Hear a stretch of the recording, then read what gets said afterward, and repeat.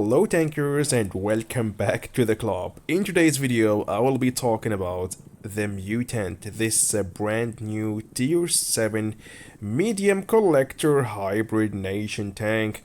So I played a lot of battles with this tank already, and I just got an average win rate with it, 50%, something like that. So yeah, this tank is really absolutely a fun tank. You can play with it for fun. You can destroy a lot of Amraks with this tank, or let's say you have a higher chance to destroy enemies Amraks with this vehicle than with other tanks, thanks to our high caliber 100, I don't know how much, 140 if I'm not mistaken. Yeah, 140 for heat shells and also 140 for APCL shells, so it's a 140mm gun on it, which is pretty high for a tier 7 vehicle. The rest of this tank is really completely average, okay? So we have an average GPM for a tier 7 tank. It's not that really OP compared to the Smasher, Annihilator and other tier 7 mediums. They go for more than 2500 GPM. It's kind of actually a T49 in a tier 7 tank. In my opinion, the T49 is even better because the T49 got that derp gun, got that high alpha damage like this tank as well, but got the mobility. I think we don't need mobility for a gun like this. We don't need armor for a tank like this. I would rather go for mobility than having a bit of armor. This tank, the difference between the T49 and this tank, that this tank got more armor than the T49, but for that less mobility. And the armor of this tank is really trollish. If you are lucky, you will block some damage, especially the turtle's shield right there is nearly impossible to pen, so left and right on it it's pennable, and around the gun is also a bit hard to be penetrate, but the rest is also pennable. So it's trollish armor. Just wiggle your tank and hope that you will block some damage if the enemies in front of you are not that skilled. And that's it. We cannot rely a lot 100% on our armor. We cannot say we are invincible with our armor, but it's kinda trollish armor. We can block some damage with it. That's why I'm gonna skip the part of inspecting the armor of this tank. We got 470 damage per shot, a really high alpha damage for a tier 7 tank, but for that we got also 15 seconds reload time. I mean, the penetration of this gun is anyway awful, and 216 or less, it's anyway very hard to penetrate with this gun dispersion also. That's why I prefer to go for the gun rammer and just pray that I hit the weak spot while firing. With this gun dispersion, I'm using the supercharger, otherwise the shot will be just flying in the Himmel, in the sky, in the stars. So just go with the supercharger to have at least a nice shell velocity, which will give you more penetration and give you also a higher chance to hit the enemy and maybe also destroy the enemy's Amarak. I'm going for the improved assembly, defense system, enhanced regs, improved optics, engine accelerator to at least have more mobility on this tank. That's actually what we need more with this vehicle, more mobility, so that if we fire and we have that long reload time, we can just run away, roll back, disappear, relocate, whatever. And I prefer, as I told you, to be honest, more mobility than armor, but they gave this tank armor and less mobility. Yeah, it's not a complete copy-paste of the T49, but very similar playstyle. Yeah, actually, so far so good. We talked about nearly already everything about this tank, all what we need to know about it in paper. And now let's go to the battlefield and show you how to play with this tank and what can we perform with it on the battlefield. So here we go, we are in Castilla, and how we're going to play with this tank. I mean, we're going to play it like a mobile TD with a good velocity, okay? Because of this long reload time, we cannot really play that aggressive with this tank. We need to play sneaky from distance, always fire and hide again and wait until you poke again. If you risk getting spotted, they will all yeah, spam you with shells, and you will risk getting destroyed in a few seconds. That's why you need always to find a place, so even if I get spotted like that right now, I can just hide behind the building and just always sneaking my shot.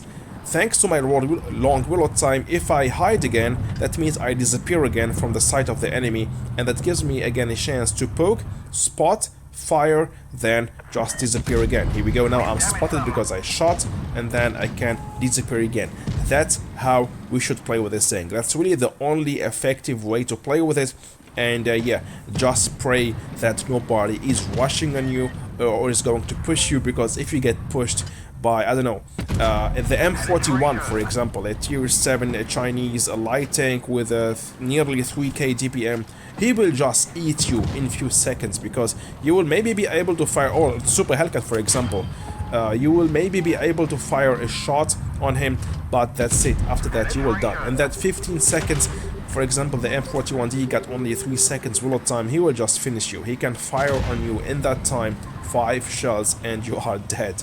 Okay, so yeah, so we have also some armor. As I told you, I was wiggling as we saw on that Hellcat, and he wasn't able to hit me because he just maybe shot on my shield, or the frontal armor was a bit angled for him.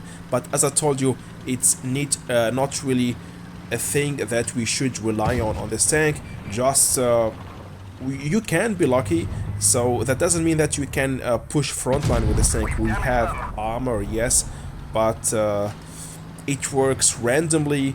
It's yeah, RNG depending, and that's why you should not rely a lot on your armor. But sometimes you will block, you will be surprised that we can block a lot of damage with this vehicle. Now let's finish the Lycan here, who was hiding on our, yeah, nice actually TD spot, but we got him. Oh, I was destroyed and my teammates finish him. Going in this battle for 3.6k of damage, blocking 410 damage. That was really the best case. There is not a lot of battles you can go for this amount of damage with the tank. Normally, in general, you will be able to get, I don't know, per battle 1.5 to 2k damage of average damage, maybe if you are a good player. Yeah, those battles where you can go 3k, 3.5, 4k for an ace are actually more rare.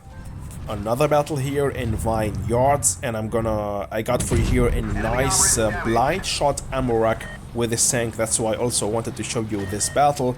So yeah, I'm going here to spot, but at the same time very careful. Oh yeah, somebody spotted me, so we gotta roll back, now better for me. And yeah, that's the playstyle with the tank. It's gonna be similar to the first battle. I will be patient now. I saw that I can do a lot here, and of course I'm not going to risk my hit points, so I decided to roll back, to relocate, find another spot where I can do some damage. And now we got that IS-2 busy with our M7U, so I'm gonna, yeah, push on him and help the M7U to finish the IS-2 defender. But yeah, as I told you guys, this tank in general, it's really for fun. Actually, it's more thought to play for fun modes, because we cannot really grind our win rate with this tank. It's not the case for this vehicle. It's not really that competitive on the battlefield. It's not a tank where you can say it's OP, I'm gonna win a lot of battles with this tank. And it's also not for tournaments, for example. It's for fun. Playing with it also in regular battles, it's a lot of fun, because sometimes you can really, as I told you, destroy some enemies' ammo racks like this. So the Cromwell, I know he's waiting there for me, and look at this blind shot ammo rack, boom. Okay, so the next battle as well will be also, we are going to see also an ammo rack. Just watch till the end. But yeah, this tank is a lot team dependent, a long reload time. We need to play it sneaky, carefully, and even with that, you will not have, yeah, the highest win rate. Okay, so in my opinion, I'm gonna leave this tank in my garage just for memes or just for fun. I will play with it only in fun modes. I played with it now for this review to show you this tank, but I think this tank, I will leave this tank in my garage right now after this review. and no more play with it. Maybe I will play with it again if somebody wish in my live stream, or I will play with it just for fun modes like Gravity Uprising or whatever. Here we go. So in this battle, going for 1.8 or no more, 2.2k of damage, because the Blight Amorak wasn't counted. 2.2k of damage. Also I blocked some shots, damage by assistance, going for a 3rd class mastery badge. And yeah, this tank is also not bad to just win some credits, as we can see here. And the last battle gonna be in Faust, and you saw that LTTB will be later my Amorak victim. Just watch, it's coming soon. And yeah, so I was going here in this spot to spot some enemy tanks, finish the AMX CDA for example, roll back again, already 200 damage blocked, and I dealt 571 of damage. So yeah, I'm seeing that my teammates are around me, behind me, so there is really no need actually to risk a lot. I'm gonna stay here and wait until my teammates come for support, and I will use that time while reloading to try to search for my next victim. Maybe the Schwarzpanzer 5.8 right there, or finish the Jagdpanther with a heat shell. We cannot pen him with a normal shell. I need to take a heat shell and pray that I will pen him. Yeah, I was lucky here, and a shot blocked again. As I told you guys, it's really random. Again, shot blocked. But yeah, if all the shots are being blocked by that shield, the total shield, okay?